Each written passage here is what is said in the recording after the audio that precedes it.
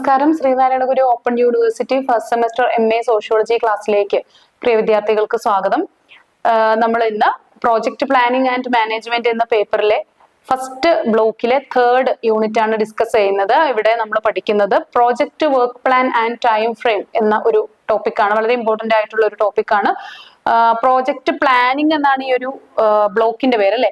So ഈ project പ്ലാനിങ്ങിലെ വളരെ important ആയിട്ടുള്ള ഒരു ഘട്ടമാണ് പ്രോജക്ട് വർക്ക് പ്ലാനും അതുപോലെ അതിന്റെ ടൈം ഫ്രെയിം, ഒരു സമയ നിഷ്ഠ പാലിക്കുക എന്നുള്ളതും. അപ്പൊ നമുക്ക് പ്രവർത്തന പദ്ധതി, അതിന്റെ സമയക്രമം തയ്യാറാക്കൽ, ഇവ രണ്ടുമായി ബന്ധപ്പെട്ട കാര്യങ്ങളാണ് ഇവിടെ നമ്മൾ ഡിസ്കസ് ചെയ്യുന്നത്. ആക്ഷൻ പ്ലാൻ, അല്ലെ? പ്രവർത്തന പദ്ധതിക്ക് ആക്ഷൻ പ്ലാൻ.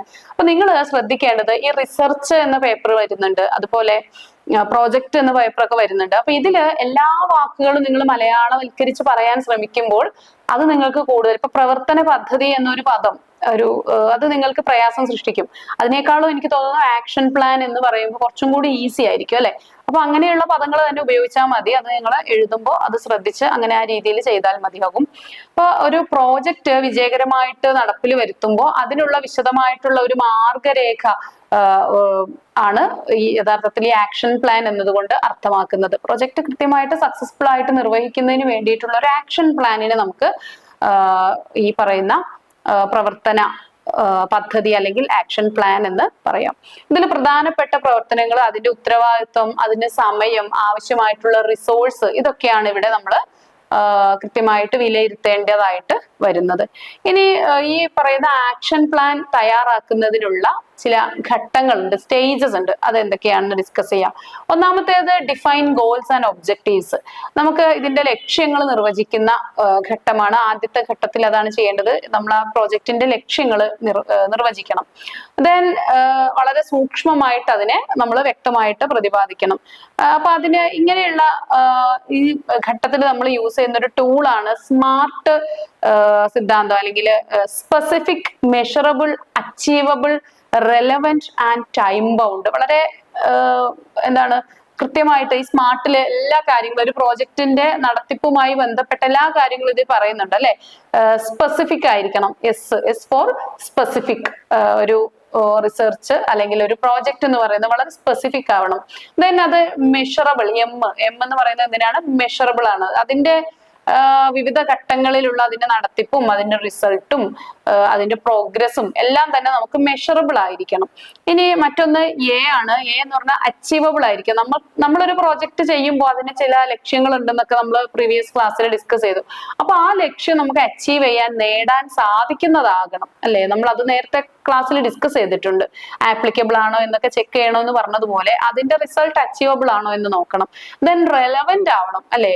റെലവന്റ്, ഒരു പദ്ധതി നമ്മൾ നടപ്പിൽ വരുത്തുമ്പോൾ അല്ലെങ്കിൽ ഒരു പ്രോജക്റ്റ് നമ്മൾ ചെയ്യുമ്പോൾ അത് ആ സമയത്തിന് റെലവന്റ് ആണെങ്കിൽ മാത്രമേ അതിന് വിലയുള്ളൂ, അല്ലെ? അതിന് നടത്തേണ്ട കാര്യമുള്ളൂ. അപ്പൊ ആ ഒരു ടൈം അത് ആവശ്യപ്പെടുന്നുണ്ടോ, അത് റെലവന്റ് ആണോ എന്ന് നമ്മൾ ചെക്ക് ചെയ്യണം. ദെൻ ടൈം ബൗണ്ട്, കൃത്യമായിട്ടുള്ള ഒരു ടൈമിനകത്ത് നമുക്കത് കംപ്ലീറ്റ് ചെയ്യാൻ സാധിക്കണം. അപ്പൊ ടൈം ബൗണ്ട് ഉണ്ടായിരിക്കണം. ഇനി ആദ്യമായിട്ട് ഇതിന് വേണ്ടത് ഒരു പ്രവർത്തനങ്ങളുടെ ഒരു പട്ടിക അല്ലെങ്കിൽ ഒരു ലിസ്റ്റ് തയ്യാറാക്കുക എന്നുള്ളതാണ്. List out tasks and activities. ആക്ടിവിറ്റികളും പ്രവർത്തനങ്ങളും അതിന്റെ ടാസ്കുകൾ, പദ്ധതികളൊക്കെ എന്താണെന്നുള്ളത് നമ്മൾ കൃത്യമായിട്ട് ലിസ്റ്റ് ഔട്ട് ചെയ്യേണ്ടതുണ്ട്.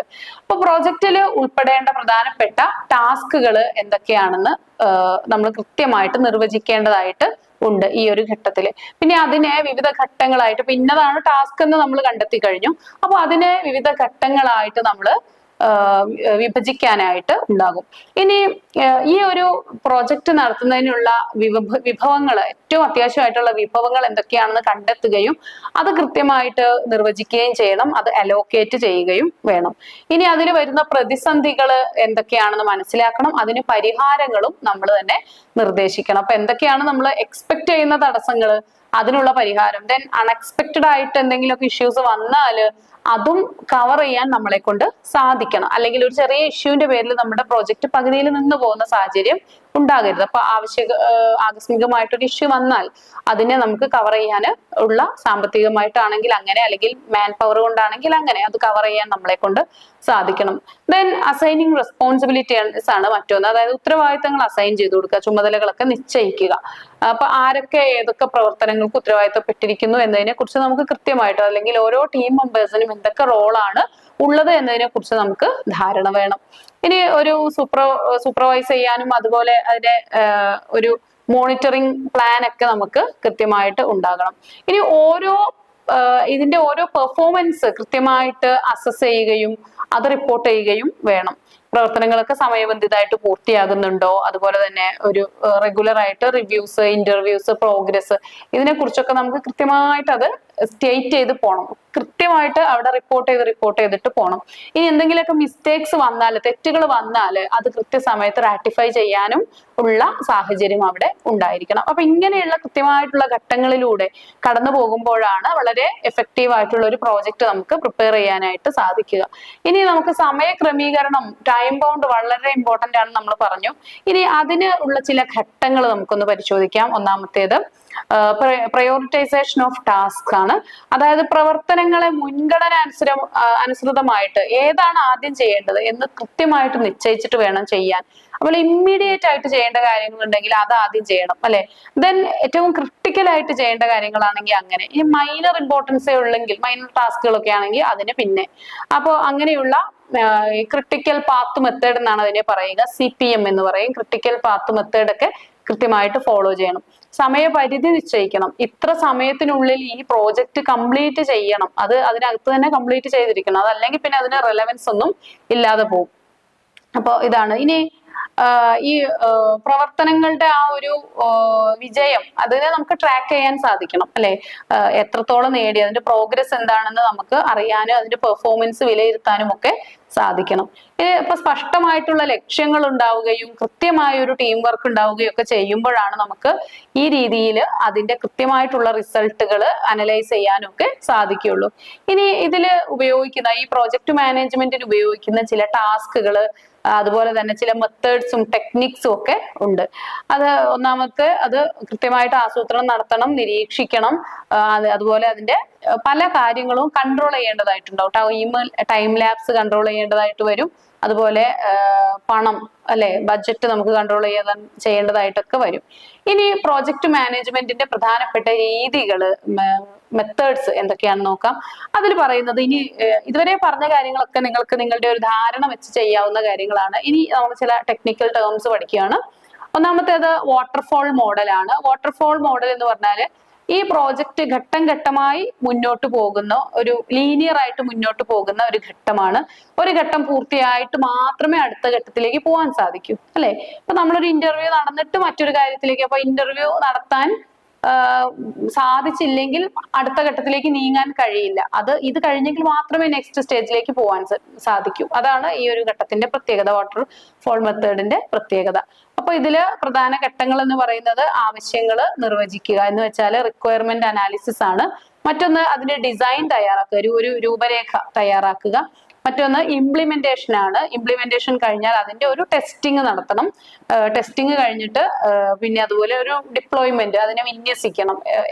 ഏതൊക്കെ ലെവലിൽ എന്നുള്ളത് കൃത്യമായിട്ട് വിന്യസിക്കണം. ദെൻ ഈ പ്രോജക്റ്റ് മെയിൻറ്റെയിൻ ചെയ്യുക. അതാണ് അതിന്റെ ഒരു സ്റ്റൈൽ, അല്ലെങ്കിൽ അതിന്റെ ഒരു ഘട്ടം എന്ന് പറയുന്നത്. ഇനി മറ്റൊന്നാണ് എജൈൽ മാതൃകയാണ്. എജൈൽ മാതൃക എന്ന് പറഞ്ഞാല് നമ്മൾ നേരത്തെ വാട്ടർഫോളിൽ ഒരു ഘട്ടം പൂർത്തിയാക്കിയാൽ മാത്രം അടുത്ത ഘട്ടത്തിലേക്ക് പോവുക എന്നതായിരുന്നു വാട്ടർഫോളിന്റെ ഒരു പ്രത്യേകത നമ്മൾ പറഞ്ഞത്. ഇനി അജൈലിന്റെ ഒരു കാര്യം, അത് ഘട്ടം ഘട്ടമായിട്ട് ചെറിയ ചെറിയ കുഞ്ഞു കുഞ്ഞു ഘട്ടങ്ങളായിട്ട് അതിനെ മുറിക്കുക, വിഭജിക്കുക, എന്നിട്ട് വീണ്ടും വീണ്ടും വിലയിരുത്തിയിട്ട് മാറ്റങ്ങൾ വരുത്തുക. അപ്പോൾ നമ്മൾ ഇതിനെ ചെറിയ ചെറിയ ഘടകങ്ങളായിട്ട് എടുത്ത് പരിശോധിക്കും. ഇത് മൊത്തത്തിൽ നിൽക്കുമ്പോൾ നമുക്ക് അതിൽ നിന്ന് അതിലെ പ്രോബ്ലംസ് സോർട്ട് ഔട്ട് ചെയ്യാനായിട്ട് സാധിക്കില്ല. ഒരു ഉദാഹരണം പറഞ്ഞാൽ, ഒരുപാട് അരി, ഒരു വലിയ ബണ്ടിൽ അരി എടുത്തിട്ട് അതിൽ നിന്ന് അതിലുള്ള കല്ലുകളോ അല്ലെങ്കിൽ അങ്ങനെയുള്ള ഒഴിവാക്കേണ്ടതായിട്ടുള്ള കാര്യങ്ങൾ നമ്മളോട് കണ്ടുപിടിക്കാൻ പറഞ്ഞാൽ, സോർട്ട് ചെയ്യാൻ പറഞ്ഞാൽ അതൊരു ഡിഫിക്കൽട്ട് ആയിട്ടുള്ള ടാസ്ക് ആയിരിക്കും. അപ്പൊ നമ്മൾ അത് എങ്ങനെയാണ് കംപ്ലീറ്റ് ചെയ്യുന്നത്? അത് മുഴുവനായിട്ട് പരിശോധിക്കുന്നതിന് പകരം അതിനെ ചെറിയ ചെറിയ ഭാഗങ്ങളായിട്ട് വിഭജിച്ച് ചെറിയ ഭാഗത്തിൽ ഉള്ള പ്രോബ്ലംസ് റിമൂവ് ചെയ്ത് അങ്ങനെ പോകും അല്ലെ. അപ്പൊ അത് ഈസി ആയിട്ട് മാറും. അപ്പൊ ഈ രീതിയിലാണ് ചെയ്യുന്നത്. അപ്പൊ കൃത്യമായിട്ട് ഒരു വേഗതയും പ്രയോജനപ്രദമായിട്ടുള്ള മാറ്റങ്ങളൊക്കെ നമുക്ക് സാധിക്കും. ഇനി മറ്റൊരു മെത്തേഡാണ് സ്ക്രം മെത്തേഡാണ്. സ്ക്രം മെത്തേഡ് എന്ന് പറഞ്ഞത് ഈ അജൈലിന്റെ ഒരു രൂപം തന്നെയാണ്. ചെറിയ ചെറിയ പോർഷൻസ് ആയിട്ട് മാറ്റിയെടുത്ത് ചെയ്യുന്നതിന്റെ മറ്റൊരു രൂപത്തെയാണ് നമ്മൾ സ്ക്രം മെത്തേഡ് എന്നും പറയുന്നത്. ഇതിനെ നമ്മൾ സ്പ്രിന്റ് എന്നാ പറയുക. സ്ക്രമ്മില് ഓരോ ചെറിയ ഭാഗത്തിനും സ്പ്രിന്റ് എന്നാണ് നമ്മൾ പറയുന്നത്. അപ്പോൾ ഒരു ഡെയിലി ഒരു സ്റ്റാൻഡപ്പ് മീറ്റിംഗ്സ് ഒക്കെ നടത്തുന്നതിന് നമ്മൾ ഈ ഒരു സ്ക്രം മെത്തേഡായിട്ടോ അതുപോലെ സ്പ്രിന്റ് മെത്തേഡായിട്ടൊക്കെ പറയും. ഇനി മറ്റൊരു മെത്തേഡാണ് ക്യാൻബാൻ മെത്തേഡ്. ക്യാൻബാൻ എന്ന് പറഞ്ഞാല് ടാസ്കുകള് നമ്മൾ അതിന്റെ ഒരു റാങ്കിങ് ആണ്. ആക്ച്വലി അവിടെ ഒരു റാങ്കിങ് ആണ് നടത്തുന്നത്. To do, in progress, completed എന്നൊക്കെ പറഞ്ഞിട്ട് നമ്മൾ അതിനിങ്ങനെ ഒരു കാറ്റഗറി ചെയ്ത് വെക്കും. പൂർത്തീകരിച്ച വർക്കുകൾ ഏതൊക്കെ, പ്രോഗ്രസിങ് ആയിട്ടുള്ള വർക്കുകൾ, ഇനി ചെയ്യാനുള്ളത് ഏതൊക്കെ എന്നതിന് കൃത്യമായിട്ടൊരു രൂപരേഖ തയ്യാറാക്കി വെക്കുന്നതാണ് ഈ ഒരു ക്യാൻബാൻ മെത്തേഡ് എന്ന് പറയുന്നത്. ഇനി ഒന്നാണ് ലീൻ മാനേജ്മെന്റ് ആണ്. ലീൻ മാനേജ്മെന്റ് എന്ന് പറഞ്ഞാല് നമ്മൾ അതിന്റെ ചിലവുകൾ മിനിമൈസ് ചെയ്യുക, പരമാവധി ചെലവുകൾ കുറയ്ക്കുക, പാഴ്ചെലവുകൾ ഉണ്ടെങ്കിൽ തീർത്തും ഒഴിവാക്കുക. ഇങ്ങനെ നമ്മളൊരു പ്രോജക്റ്റിനെ പുരോഗമിപ്പിക്കുന്നതിനെയാണ് നമ്മൾ ലീൻ മാനേജ്മെന്റ് എന്ന് പറയുന്നത്. ഇത്രയാണ് നമുക്ക് ഈ ഒരു യൂണിറ്റിൽ ഡിസ്കസ് ചെയ്യാനുള്ളത്. ഇത് കുറച്ച് അധികം കാര്യങ്ങൾ ടെക്നിക്കലായിട്ട് ഡിസ്കസ് ചെയ്തിട്ടുള്ള ഒരു യൂണിറ്റ് ആണ്. അപ്പൊ നമ്മുടെ ഫസ്റ്റ് ബ്ലോക്ക്, അതായത് പ്രോജക്റ്റ് പ്ലാനിങ് എന്ന ബ്ലോക്ക് ഇവിടെ അവസാനിക്കുകയാണ്. അപ്പൊ ഇവിടെ നമ്മൾ പ്രോജക്റ്റിന്റെ ഫസ്റ്റ് ഘട്ടമാണ് കംപ്ലീറ്റ് ചെയ്തത്. Thank you.